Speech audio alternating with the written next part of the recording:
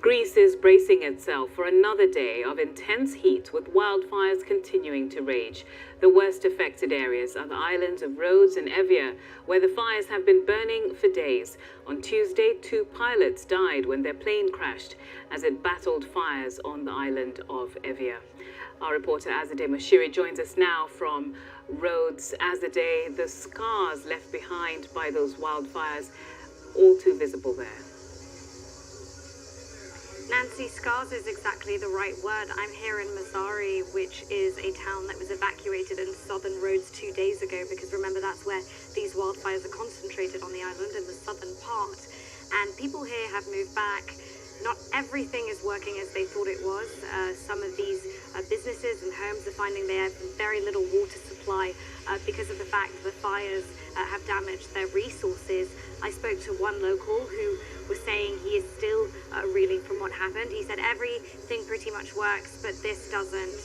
That he pointed to his heart and said he's unhappy about what's happened to the locals, the tourists. And he said the trees, because Greece's environment is, of course, very impacted by this heat wave and by these fires. And he was pointing to the hills around him and said these trees will not come back. And so, Azadeh, has the conversation begun about how to rebuild? Because in some parts of Greece, evacuations are still continuing. Absolutely, but that conversation has started from the very beginning when I was on the mainland last week, because remember, these fires, Nancy, were happening on the mainland initially last week. Around Athens, there were homes where the civil authority was going around and putting different symbols on them. The house we were seeing at the time got a red triangle. That means it is unlivable and that it must be torn down. Now, they said the government does these things to then understand how much money needs to go into repairing the villages that have been devastated by these fires in these specific localized areas. And for the house I saw, it was declared unlivable, and they had to decide whether they'd rebuild it there or on different land. But of course, in these villages, even the ones that aren't as badly hit, Mazari, a lot of the homes are still intact, and people are still going back to their homes and living in them fairly comfortably. But in these towns as well, you still have firefighting trucks driving through. You still have military cars driving through, and we've had planes flying above us because the threat and risk of fires is still high. And every day, the fire service has said they're fighting dozens of fires across Greece. And it's proved to be quite a dangerous thing, isn't it? The firefighters as well are very much at risk. Yes, Greece's defense minister declared 3 days of national mourning after the death of 2 of these Air Force pilots who were trained in firefighting and yet died as they were responding to a fire on the island of Evia.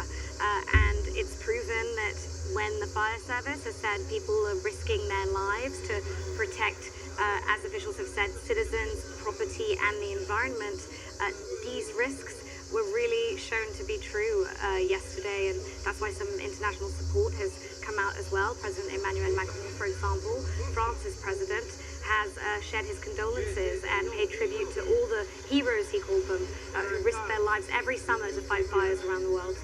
All right, Azadeh, thank you very much. Azadeh Mashiri joining us there from Rhodes. And for more on this, let's cross live to the BBC Weather Centre and Sarah Keith-Lucas. Sarah, help us understand what we're seeing.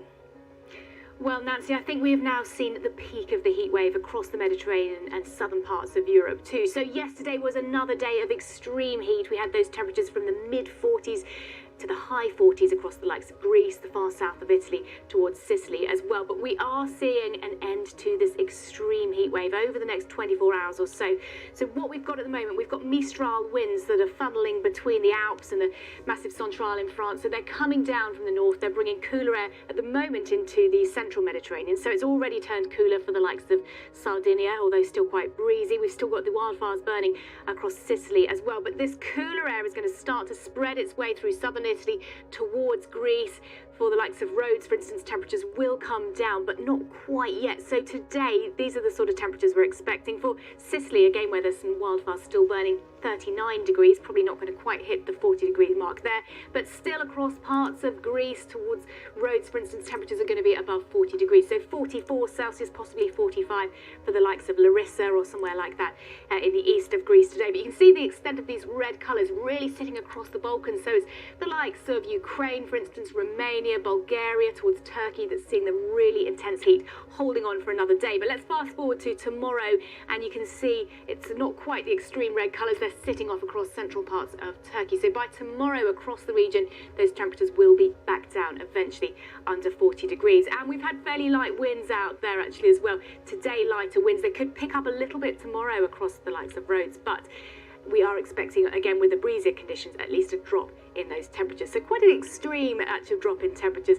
across parts of the Balkans. So let me take you to Bucharest, for instance. Today, 40 degrees. Tomorrow, a 17-degree drop at about 23 degrees. Now, with the drop in temperature does come some severe storms, particularly across parts of the Balkans. But it does look like for the likes of Rhodes towards Sicily, for the islands in the central parts of the Mediterranean, that those temperatures are coming down and winds should be relatively light as well. So some respite in sight, I think, Nancy, as we head through the next couple of days. Well, that's definitely good news. Sarah, thank you very much. Sarah Keith Lucas there for us.